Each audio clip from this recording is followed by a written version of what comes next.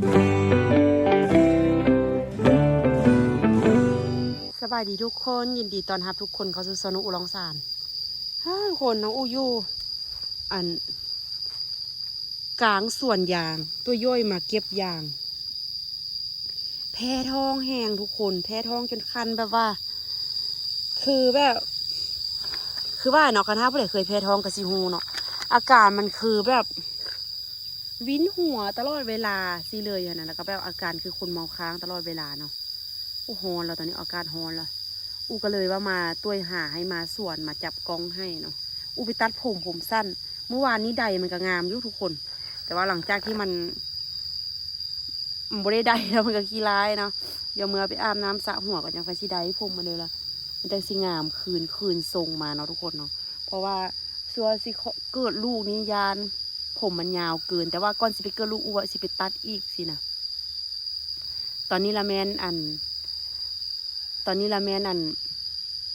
แพ้ท้องแบบถึงขั้นแพ้ท้องแบบว่านางยู่แห้งแพ้สิค่ะนะแล้วออกมาย่างมาอันเดอร์นี้ได้แล้วก็คือว่ารู้สึกแบบดีขึ้นสินะเมื่อเช้านี้รู้สึกอยากกินปิ้งหมูอยากกินแต่พอปิ้งแล้วพัดโบอยากพัดเห็นซีนี่ละพัดปวดหักพัดโบอยากกินกินอีหยังแบบนี้กูก็เลยว่าโอ้ยก็เลยว่าโบได้กินเขากินมักกินนึ่งมักแทนเพราะมันกินโบได้มันกินปิ้งซีมันกินอีหยังหันกินโบได้เดี๋ยวซีตั้งกองก่อนซีมัดผมก่อนโอ้คันท่าไปยืดนี่มันจะงามอยู่เลยยืดแล้วเฮ็ดเป็นถ้ามันเป็นทรงค่ะนะแต่ว่าอันนี้ยากเลยมัดผมขึ้นก่อน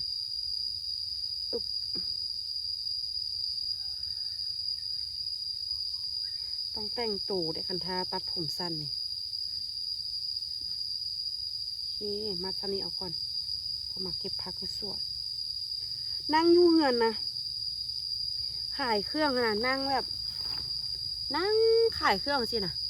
แห้งขายเครื่องไปขายเครื่องมานะแห้งรู้สึกว่าตัวเองนั้นแพ้ท้องนักขึ้นก็เลยว่าโอ้บ่ได้ละตี้แนวนี้แพ้ท้องหลายโพดผู้ใดถือพาโบแพ้ท้องนี่ดีที่สุดแล้วเนาะแต่ว่าก็คือว่าแหละร่างกายของคนเฮามันโบคือกันแต่ว่าอู้นี่แพ้ท้องแห้งบางคนมาเก็บพักอยู่ส่วนน้องอู้ตอนนี้นะน้องอู้ขมปากเลยนะคืออาการคือคนเป็นไข้เนี่ยแปลว่ากินอย่างบุลงสินะขมเสียนะคือเขาเป็นไข้แล้วเขาดีไข้ไม่ละปากเขาขมค่ะนะอาการน้องอู้เดี๋ยวนี้เป็นแบบนี้แหละตอนนี้ยังว่าสิยางขึ้นไปถึงอย่างสิยางบอกรู้สึกว่าเมื่อยหอบแต่ว่านางพักก่อนจากหน่อย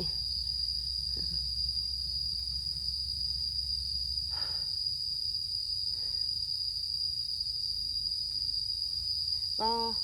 คณะบริหารได้ขึ้นไปเอโก้ท้องนะแม่ย่าว่าสิไปเอโก้อยู่ในเมืองเบิงไปเอโก้ท้องในเมืองเบิงว่าสิเป็นอะไรเดี๋ยวสิหักนอกก่อนทุกคนเห็นนอกสองนอกอยู่ได้นอกไหมจะได้ให้สิออกลายแหละอันนี้เป็นนอกซอสที่มันออกตามส่วนนี้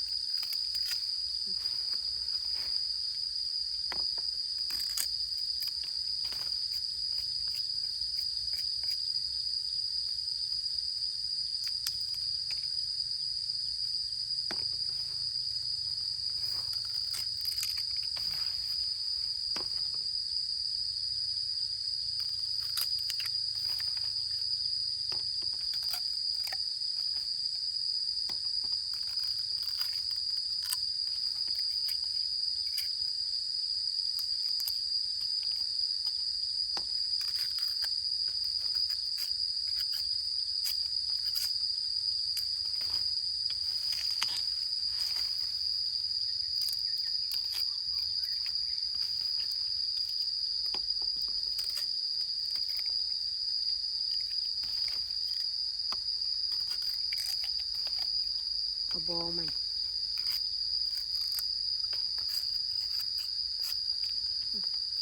หมดละ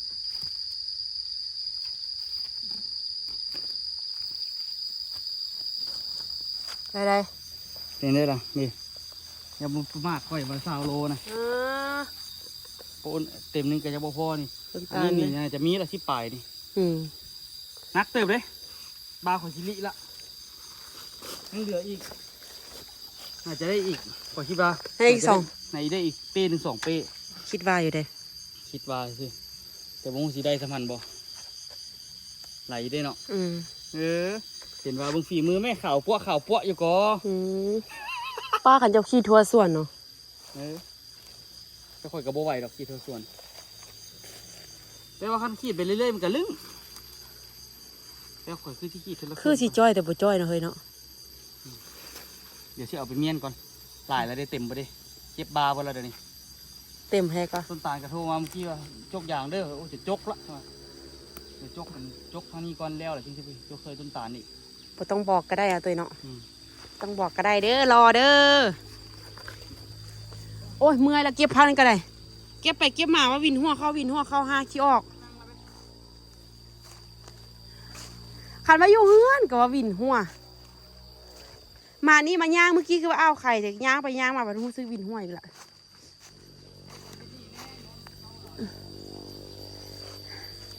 สิแหละสาเหตุที่แบบว่า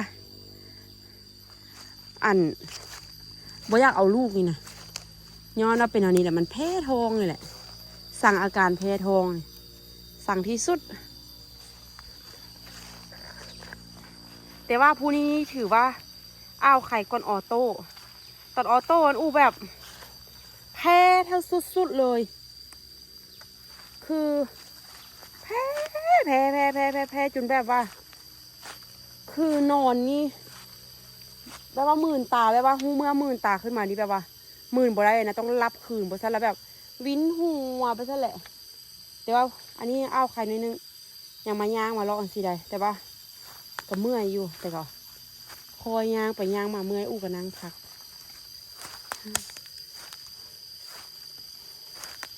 มากับคันโบมาครับโบมีไผ่มาคู่ตุ้ยมาจับกล้องมาเฮ็ดอันเฮ็ดนี้ซวยกันสินะหาเงินทุกคนเอ้ยกว่าจะได้ตังค์ย่างไปย่างมากับพัดเห็นพักอดบ่ได้เก็บไปเก็บมาอยู่นี่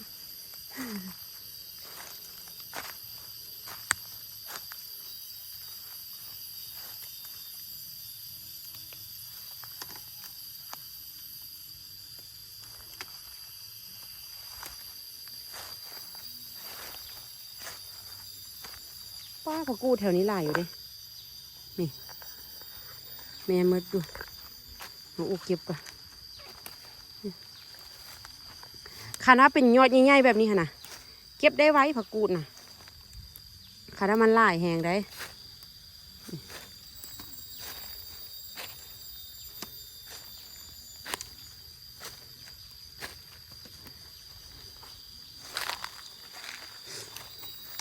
เอาไปแกงกินบ่เนาะมื้อนี้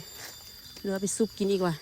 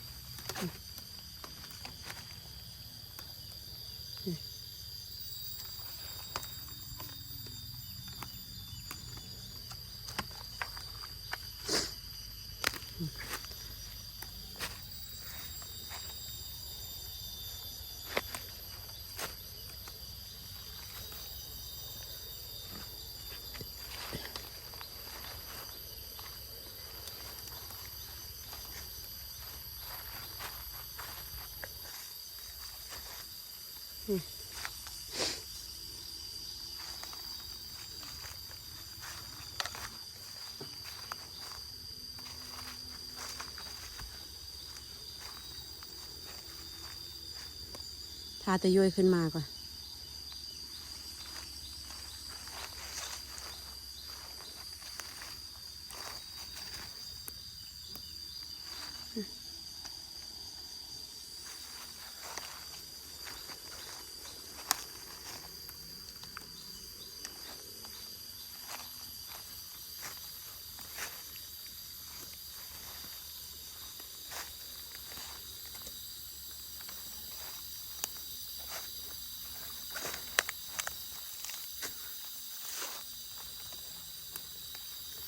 เข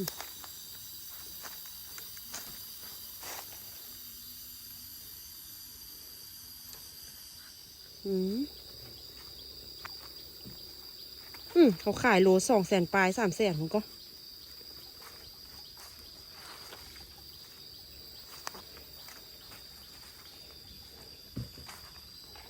จะว่าคันเฮาย่างขายแบบนี้สิมีคนซื้อบ่ย่างแบบนี้นะย่างปลาแห้งแบบนี้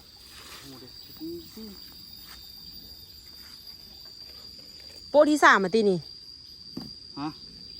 เป๊ะที่3มาตีเนี่ยเป๊ะที่ดึงกับมดเต็มเจ้าคอยเบิ่งที่ได้เต็มทง100ปลายโลว่ะล้านปลายก็ปลายโลฮะน่าจะได้40ปลายโลกายตีไปนักนึงกับนั่นละบ่ทงนึงบ่มันได้ประมาณ30ปลาย40ปลายเลยขนาดเป่านึงนะ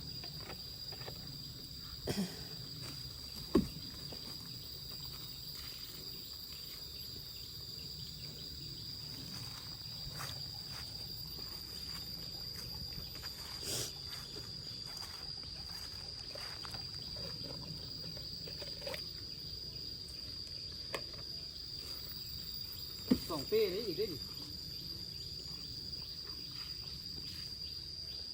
อย่างฝากเลยอย่างเทิงนี้2 แถวทาง2 แถวลุ่มนี่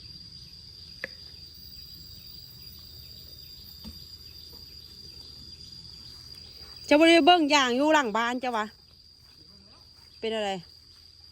ตายประมาณ4 ต้น 5 ต้น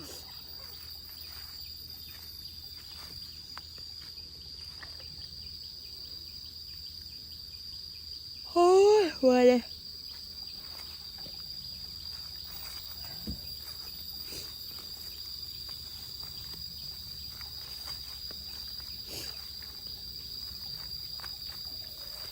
ไปหาหน่ออยู่เหือนเซอร์บ่ค่อย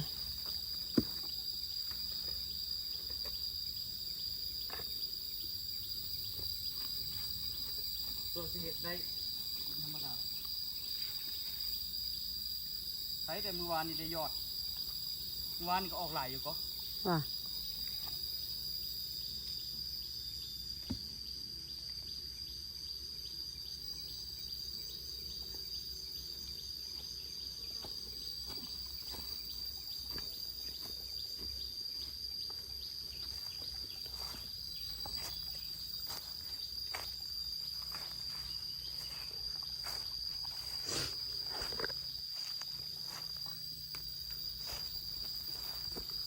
ตัวนี้ก็ยังไม่ได้เปิดหน้าเห็นบ่ที่เอามาเปิดหน้าออกได้อย่างไม่ได้ตายเด้ลองเจาะละ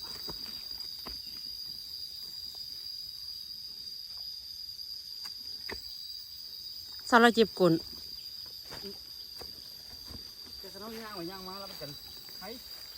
เราตื่นไม่ไหมเจ็บนี่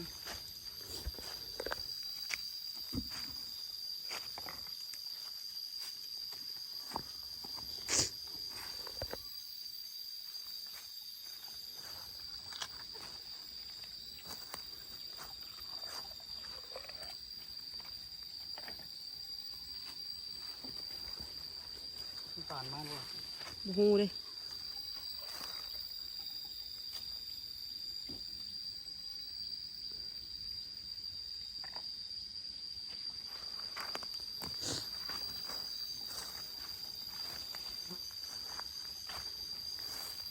เพิ่งผักเส้นนี่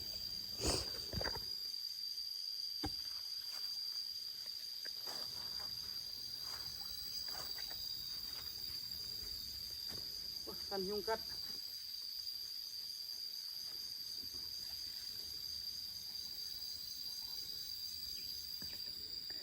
นักอยู่เหรอวะเริ่มนักแล้ววะ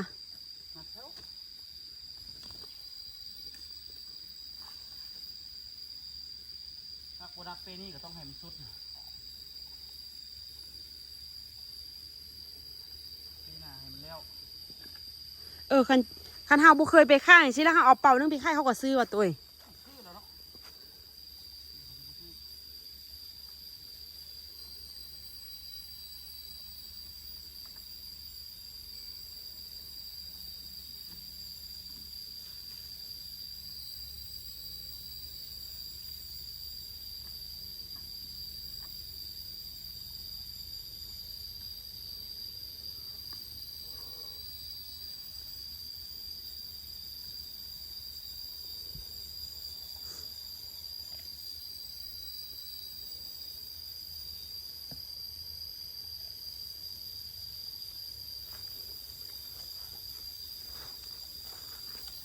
ประตูนั่นคือว่ากระดูกเอวหักคือว่ามันย่างลอกเก็บผักกูดได้ล่ะ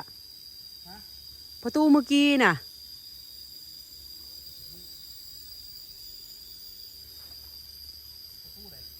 ประตูมาเก็บผักกูดเมื่อกี้เด้เราเห็นนะเด้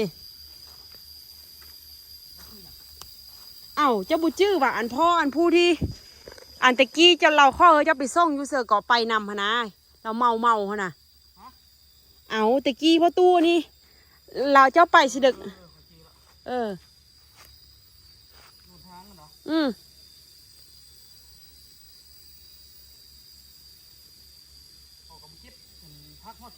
โอ้เราให้ไปหมดทุกบ้านประตูนี่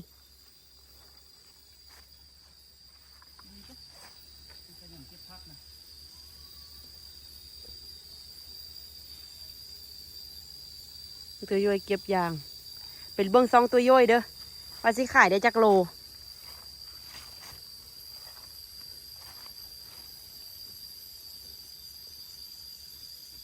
ต้นยางปลูกตอนน้องอุ้ยยันมอซี่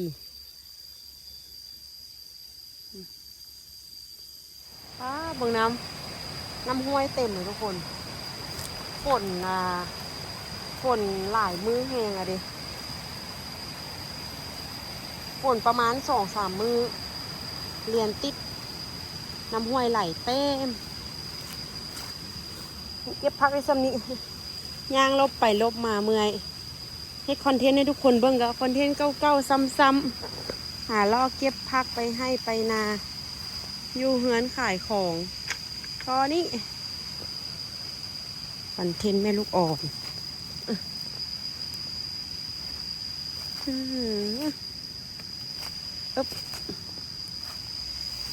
มันก็หลายอยู่พักนี่แต่ว่าต้องได้ย่างเก็บไปเก็บมาเก็บไปเก็บมา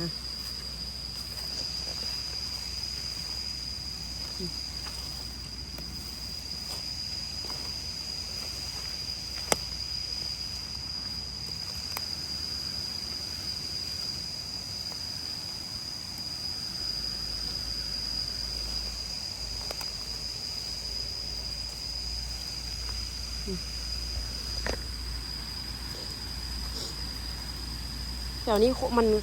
นี้คนขึ้นมาง่ายมันก็เลยบ่ค่อยมีพักคนเก็บง่ายได้แถวนี้นะ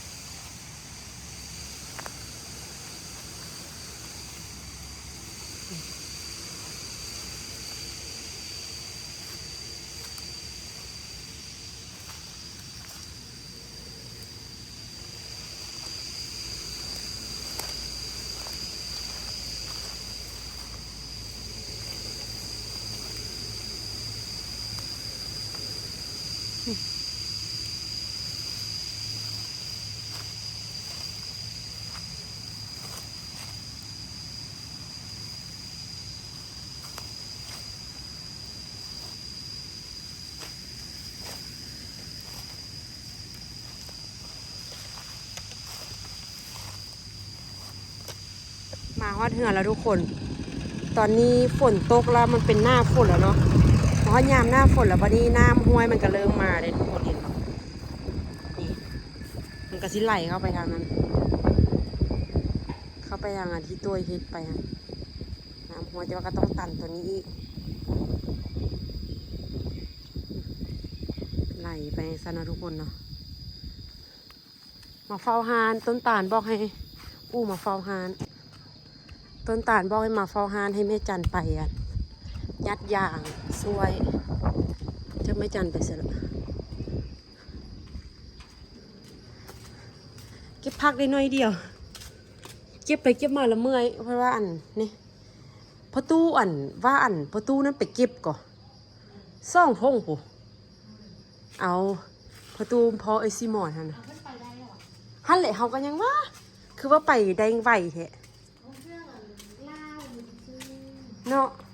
คันว่าหากนี่มันไปบุได้นะเนาะป่านี้เนาะยางขึ้นภูเพราะนั้นนะเนาะอยากได้นออยากได้นอเรามาแกงเสื้อพังนี่เด้แม่นบอก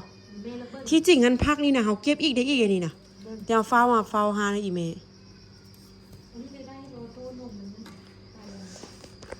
เปลี่ยนเครื่องก่อนตีเปลี่ยนเครื่องก่อนตีโทรหาตุ๊กตาซื้อนอมาเฮอก่อนจะกินแกงนอเสื้อผักกินเดียวกับบ่ได้แม่คงตัวย่อยได้เต็มเป่าเลยแม่เพิ่นมาเพิ่นสิไปอ้ามปักตานะปักตานะคงเพิ่นได้20 โลตัดลบก็ได้ขายเครื่องก็ทุกคนน่าจะประมาณ50เลยเบิ่งหันแม่หรอตอนนี้น้องอู้ก็มาเฝ้าห้านแทนแม่จันละทุกคนแม่จันไปอันส่วนยางละตัวย่อยก็ไปขายยางไปเก็บยางซื้อต้นตาลเนาะส่วนอู้ก็กลับมาห้านมาขายเครื่องขายของทุกคนเนาะแล้วก็สิมาแต่งกินตอนนี้ยังกะว่าอาบน้ำบ่ทันได้อาบซัมบ่นี่บ่มีผู้ใดเฝ้าห้านนี่อีกละมื้อนี้เป็นมื้อขายยางจะได้ขายเครื่องดีเป็นพิเศษเนาะมื้อนี้เนาะอันนี้ตื่นแต่เช้ามานี่อันนี้ตอนนี้หาประมาณ 8-9 โมงนี่แต่ว่าเฮาก็ขายได้เงินไปละประมาณ 3-4,000 บาทแล้วทุกคนตั้งแต่เช้ามานี่คันท้าว่านั่งเฝ้าแบบนี้มืดๆนี่ก็สิได้หลายอยู่ทุกคนคันท้ามื้อใดขายอย่างตั้งขายได้หลายเพราะว่าอันเขาจะสิมาซื้อเครื่องไปตุนไว้ฮะนะทุกคนแล้วก็บางคนเขาจะมาปิดนี้เขาจะก็สิมาใส่นี้ฮะนะแล้วก็สิมาใส่นี้หมดเสียนะเราก็สิได้เงินในห่วงนี้นะทุกคนเนาะคลิปวิดีโอนี้ลาทุกคนไปก่อนเด้อฝากทุกคน